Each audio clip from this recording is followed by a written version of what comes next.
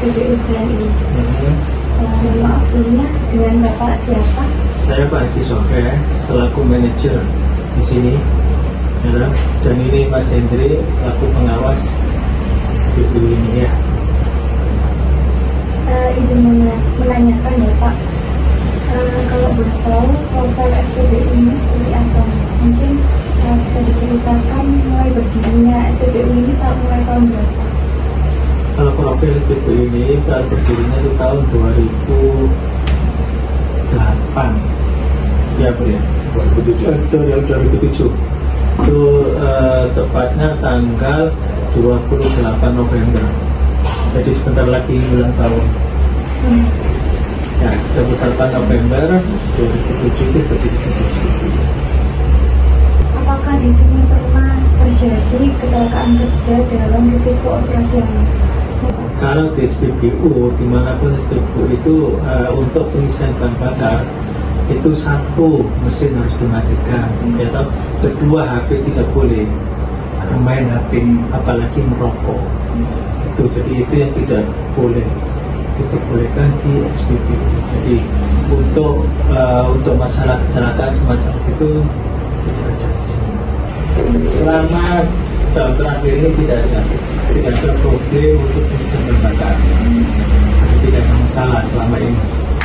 Turun dalam kita itu dalam 1 tahun, ya, kalau 1 bulan kan kalau saja kita dalam 1 tahun tidak ada untuk kecelakaan.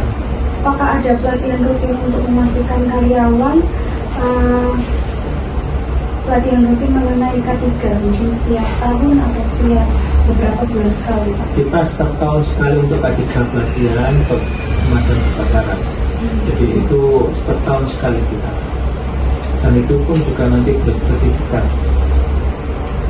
Kalau misalnya ada terjadi kemungkinan, mohon maaf Pak, hal yang tidak terduga, apakah SPBU ini juga memiliki asuransi untuk jaminan yang memadai untuk melindungi dari kerugian finansial yang disebabkan kejadian itu?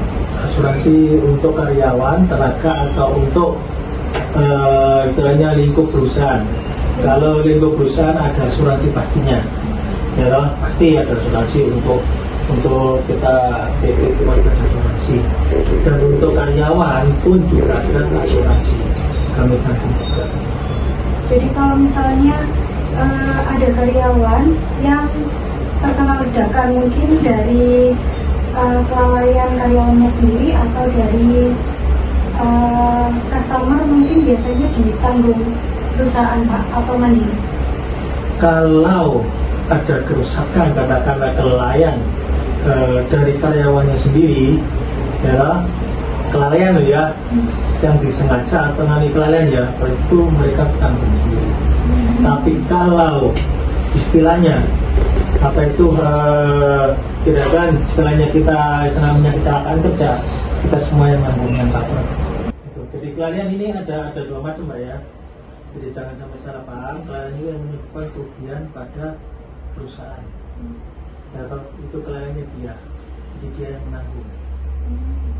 Itu, ya, itu kelalaiannya dia kerja. Tetapi selama dia di dalamnya itu bekerja, kelalaiannya dia kerja, walaupun tidak disengaja atau tanpa disengaja atau disengaja, namanya lingkup kerja, kita tetap mengcover. Ada untuk asuransinya juga, kita tetap mengcover. Kalau lingkup kerja ya, kalau dalam kerjaan, dalam posisi kerja. Bagaimana pihak SPBU ini memastikan bahwa peralatan dan instalasi seperti pompa, bahan bakar, tangki dan pipa berfungsi dengan baik dan terawat untuk mengurangi risiko kebocoran Pak atau kerusakan di SPBU ini? Untuk itu kita cek hampir berapa kali, seminggu sekali ya Pak? Seminggu sekali kita cek. Jadi pengeluaran minyak BBM dari tangki ke nozzle, ke mesin, ini kita cek, kita terah namanya.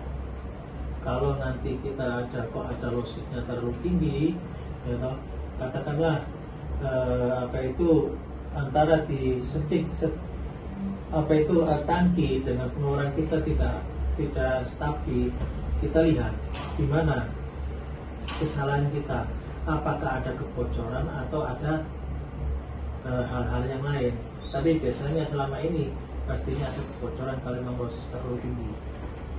Gitu. Boleh diceritakan Pak, kebocoran itu seperti apa? Kebocorannya itu di pipa dalam. Jadi seharusnya ini minyak keluar ke nozzle, tetapi sebelum keluar ya toh, dia itu sudah bocor dulu di pipa dalam. Jadi ada penampung pipa yang ada di dalam mesin itu ada. Jadi nanti di situ kebocorannya. Nah ini yang menyebabkan istilahnya itu minyak yang ada di tangki itu akhirnya berkurang. Itu adalah risiko namanya kerusakan mesin toh. Nah ini jadi itu tidak ada istilahnya harus kalian ganti rugi, tidak. Jadi itu yang menanggung perusahaan. Kemudian apa saja Pak risiko utama yang dihadapi oleh manajemen operasional di SPBU ini dalam menjalankan kegiatan sehari-hari? Risiko utama itu ya sering dimarahi orang. Risiko utamanya iya, omongan antrian panjang atau apa, risiko utama kadang kita terlalu banyak terus salah isi. Itu pernah, memang benar, karena terlalu ramenya akhirnya anak-anak mungkin salah isi. Ya adalah itu risiko utama. Risiko utama salah isi kalau untuk di kendaraan 4 roda 4 itu risiko utama. Dan kalau seperti itu penanganannya seperti apa Pak? Ya kita harus ganti rugi. Kita minta maaf pada konsumen, kita ganti rugi, kita tetap kita ganti. Ya. Itu aja. Penanganannya kita ganti rugi, jangan sampai konsumen kecewa. Kita minta konsumen.